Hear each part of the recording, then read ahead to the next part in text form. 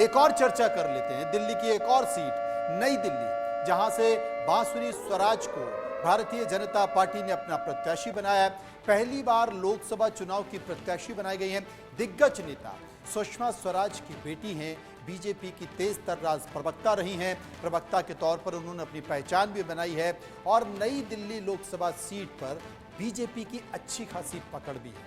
आम आदमी पार्टी ने यहां से सोमनाथ भारती को अपना उम्मीदवार बनाया। ये सीट ऐसी है जिसमें सुषमा स्वराज की जो विरासत है पहली बार बीजेपी के साथ फिर लौट करके आई है और बांसुरी स्वराज को बीजेपी ने उम्मीदवार बनाया। जब एक बार मैं उनका इंटरव्यू कर रहा था तो उन्होंने कहा कि मुझे पता तो नहीं था, लेकिन जरा अचानक टीवी से मुझे पता चला कि मुझे बीजेपी ने उम्मीदवार बनाया है। हाँ, ये ज़रूर है कि मैं ये सीट जीत सकती हूँ और मैं पूरी ताकत लगाऊंगी। और बीजेपी दिल्ली में बहुत मजबूत है सांगठनिक तौर पर और पहले से रही है। आलोक जी, इस सीट के बारे में आपकी राय? देखिए राणा जी, आपने यदि जो कहा और शायद उन्होंने आपके इंटरव्यू में भी कहा था कि मैं इनको सुषमा जी से मत जोड़िए, मैं अपने काम के आधार पर, ये तो ठीक है, लेकिन मैं साथ में कहूँगा कि बचपन से जो आपके संस्कार होते हैं, जो कुछ आप आसपास देखते हैं, माता पिता, लोग खाली माता जी की बात करते हैं। मैं आपको इसीलिए कहूँगा, जबकि वो चर्चा नहीं करना चाहते, लेकिन स्वराज कौशल 75 इमरजेंसी में सुषमा जी, उनका विवाह इसीलिए हुआ था कि दोनों मिलकर जॉर्ज फर्नांडिस के लिए काम कर रहे थे। वो भूमिगत रह कर के जो काम उस समय मैंने वकील के रूप में उन्होंने जो मदद किया, वो आज तक उनको खून में जैसे मिला होता है। तो इसलिए बांसुरी स्वराज काफ़ी हद तक बहुत ज़मीनी समझती रही। प्रवक्ता बाद में बनी, लेकिन संगठन में जैसे समझना, लोगों से व्यवहार से मिलना, ये ठीक है। अचानक वो संसद, मुझे उम्मीद थी कि परिवार के राजनीतिक माहौल ने उनके भीतर एक सियासी संस्कार भी पैदा करके रखा है, उसी का लाभ मिल सकता है।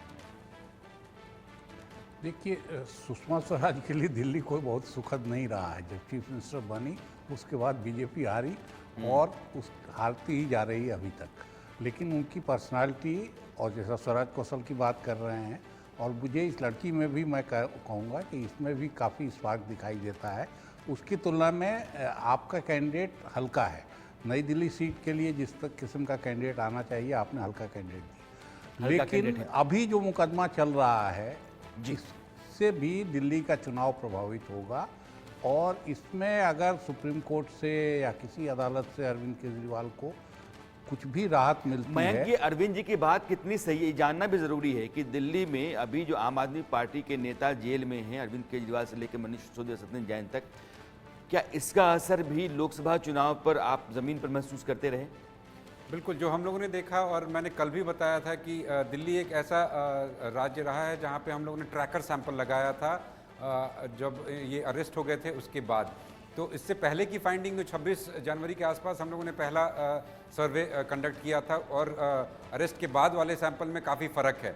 लेकिन वो फ़र्क जो है, एक ही सीट पे आम आदमी पार्टी को हम लोगों को दिल्ली में दिख रही है, वो ईस्ट दिल्ली में है, जहाँ पे अपर हैंड कहीं ना कहीं आम आदमी पार्टी को है। लेकिन इस सीट की अगर बात करें, यहाँ पे एक बहुत रोचक तथ्य निकल के आता है। वो ये है कि 10 में से 4 जो वोटर्स हैं वो युवा हैं। ये आउट ऑफ 7 लोकसभा सीट इन दिल्ली, मुझे लगता है ये इकलौता ऐसा क्षेत्र है जहाँ इकलौता ऐसा लोकसभा क्षेत्र है जहाँ पे 4 लोग 10 में से नौजवान, और यही शायद एक कारण रहा होगा बीजेपी का।